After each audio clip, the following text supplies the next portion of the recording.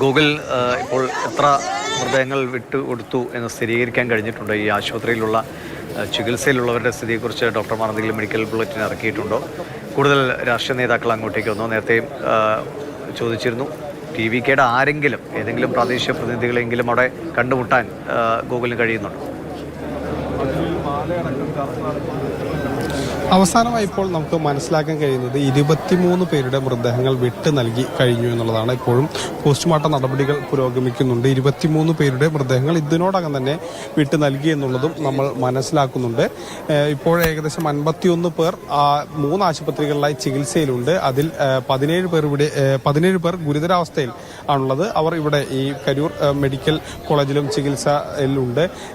നിരവധി പേർ ഇപ്പോഴും തങ്ങളുടെ ബന്ധുക്കളെ ഒന്ന് കാണാനും തിരിച്ചറിയാനൊക്കെ വേണ്ടി തന്നെ ഈ ഒരു കരൂർ ആശുപത്രിയുടെ മോർച്ചറിയുടെ മുന്നിൽ നിൽക്കുന്നുണ്ടെന്നതിൽ നമ്മൾ നേരത്തെ കണ്ട ഒരു സംഭവം വളരെ നടുക്കുന്നതാണ്. ആകാശും ഗോകുലരി സൗന്ദര്യ ഇവരുടെ വിവാഹം അടുത്ത മാസം നിശ്ചയിച്ചിരിക്കുകയായിരുന്നു. അതിനിടയിലാണ് ഇവർ ഈ പരിപാടിക്ക് പോയതും അതിനിടയിൽ ഈ തിരക്കിൽപ്പെട്ട് മരണം സംഭവിക്കുന്ന സാഹചര്യം ഉണ്ടായതുമൊക്കെ.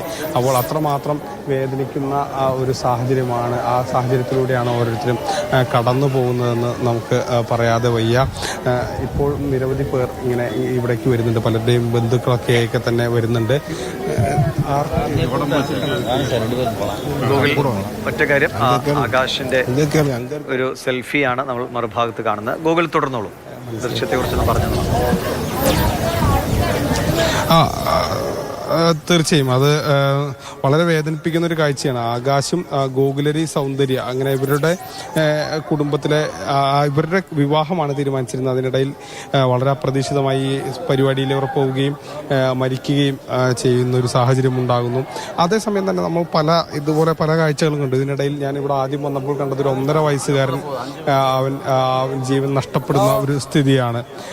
പിന്നീട് നമ്മൾ ഇങ്ങനെ ഓരോരുത്തരുടെ കാര്യം കാണുമ്പോൾ ഒരു കുടുംബത്തിലെ 3 പേർ മരിക്കുന്ന സ്ഥിതിയൊക്കെ വരുമ്പോൾ നമുക്ക് വളരെ ആ കാഴ്ചകളൊക്കെ കാണുമ്പോൾ വളരെയധികം നമ്മളെ വേദനിപ്പിക്കുന്ന നിലയിലേക്ക് വരുന്നു എന്നുള്ളതാണ് നമ്മൾ കാണേണ്ടത്. ഇപ്പോൾ ഏകദേശം 23 പേരുടെ പോസ്റ്റ്മോർട്ടം നടപടികൾ പൂർത്തിയായിട്ടുണ്ട്. ഇനിയും ഏതാനും കുറച്ച് പേരുണ്ട്. ഒരാൾ മാത്രമാണ് ഇനി തിരിച്ചറിയാനുള്ളത്. അതും അല്പസമയത്തിനുള്ളിൽ തന്നെ അയാളെ തിരിച്ചറിയാനുള്ള ശ്രമങ്ങൾ നടന്നുകൊണ്ടിരിക്കുകയാണ്. അയാളെയും ഉടൻ തന്നെ തിരിച്ചറിയും എന്നുള്ളതാണ് നമുക്ക് മനസ്സിലാക്കാൻ കഴിയുന്നത്. ഇപ്പോൾ ഒരാളുടെ കൂടി മൃതദേഹം ഇവിടെ നിന്ന് കൊണ്ടുപോകാനുള്ള നടപടികളാണ്.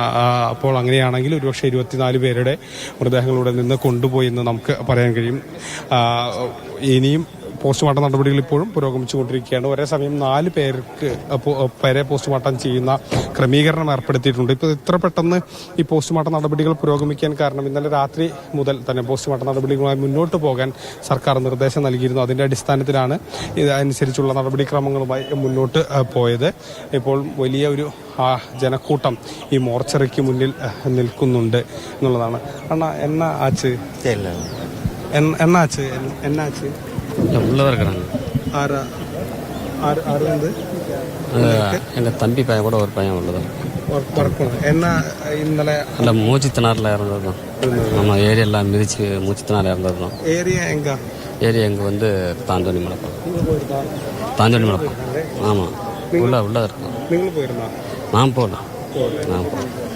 ഇങ്ങനെ പലരും അവരുടെ ബന്ധുക്കളോ അല്ലെങ്കിൽ പരിചയക്കാരോ ഒക്കെ ഇവിടെ ഉണ്ട്. അവരെ അന്വേഷിക്കാനായൊക്കെ തന്നെ ഇങ്ങോട്ട് വന്ന നിരവധി ആളുകളെയും നമുക്ക് ഇവിടെ കാണാൻ കഴിയും. അവരൊക്കെ പലരും ഇപ്പോഴും ആ മോർച്ചറിയുടെ ഉള്ളിൽ തിരക്ക് കൂടാതിരിക്കാൻ വേണ്ടി അതിനനുസരിച്ചുള്ളൊരു ക്രമീകരണം ഏർപ്പെടുത്തിയിട്ടാണ് ബന്ധുക്കളെ കയറ്റി വിടുന്നതും മൃതദേഹങ്ങൾ വിട്ടുകൊടുക്കുന്നതും ഒക്കെ തന്നെ. പക്ഷേ എന്നാൽ വളരെ വേഗത്തിൽ തന്നെ മൃതദേഹങ്ങൾ വിട്ടുകൊടുക്കുന്ന അടക്കമുള്ള നടപടികളുമായി മുന്നോട്ട് പോകാൻ കഴിയുന്നുണ്ട് എന്നുള്ളതാണ് നമുക്ക് കാണാൻ കഴിയുന്നത്. അതേസമയം തന്നെ പോലീസ് ഇന്നൊരു ഔദ്യോഗികമായി വാർത്താക്കുറിപ്പ് കൂടി ഇറക്കുന്നു. ഇതിൽ പോലീസിന് വീഴ്ച പറ്റിയിട്ടില്ല എന്ന് പറയുന്നതിന് വേണ്ടിയാണ് വാർത്താക്കുറിപ്പ്. ഇതിൽ ഇന്നലെ പറഞ്ഞ കാര്യങ്ങൾ തന്നെയാണ്. അതിൽ പ്രധാനമായും പറയുന്നത് ആദ്യം 10,000 പേരായിരുന്നു പ്രതീക്ഷിച്ചുകൊണ്ടുള്ള പോലീസ് വിന്യാസമാണ് ഉണ്ടായിരുന്നത്. പക്ഷേ കൂടുതൽ ആളുകൾ വരാനുള്ള ഒരു സാഹചര്യം കണക്കിലെടുത്ത് വീണ്ടും പോലീസ് ഉദ്യോഗസ്ഥരെ വിന്യസിച്ചിരുന്നു എന്നൊക്കെ തന്നെ ഈ വാർത്താക്കുറിപ്പിൽ പറയുന്നുണ്ട്. ഈ അപകടത്തിനിടയാക്കിയത് വിജയ് 12:30 വരും എന്ന് അറിയിച്ചതിന് ശേഷം വന്നില്ല, മറിച്ച് 6:30 എത്തിയത്. അതാണ് ഇത്ര വലിയൊരു തിരക്കുണ്ടാക്കാൻ ഇടയാക്കിയതെന്നൊക്കെയാണ് ഈ പത്രക്കുറിപ്പിൽ പറയുന്നത്.